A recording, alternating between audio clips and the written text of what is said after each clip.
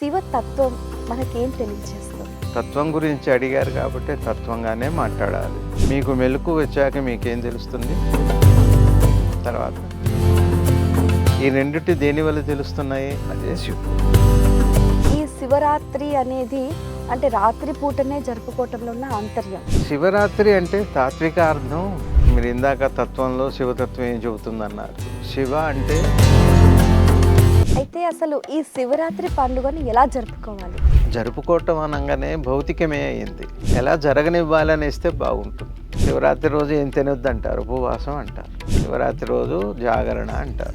రాత్రి ఎందుకు జరుపుకుంటారు అంటే రాత్రి అంటే అమ్మవారు అని చెప్పాక. మరి ఈ ప్రపంచంలో ఉన్నప్పుడు ఆ స్పృహ లేకపోతే నిద్రపోయాక ఎందుకు ఆ స్పృహ? నిద్రపోయాక ఈ స్పృహ అక్కర్లేదు, నిస్పృహ కూడా అక్కర్లేదు. మారేడు దళాలు సమర్పిస్తే ఐశ్వర్యం అంటారు, బిల్వ దళాలు సమర్పిస్తే ప్రీతి అంటారు, పంచ బిల్వాలు సమర్పించాలి అని అంటారు. ఇలా కొన్నిటికి మాత్రమే ఎందుకు ఆ ప్రత్యేకత? మీరు ఆ ప్రశ్న వేశారు, బాగుంది. అట్లా దానికి సంకేతంగా ఉంటుంది. శ్రీ గురుధామం వ్యవస్థాపకులు శివశ్రీ గంటెల వెంకటరమణ గారితో శివోహం మహాశివరాత్రి సందర్భంగా ప్రత్యేక కార్యక్రమం మీ పిఎంసిలో.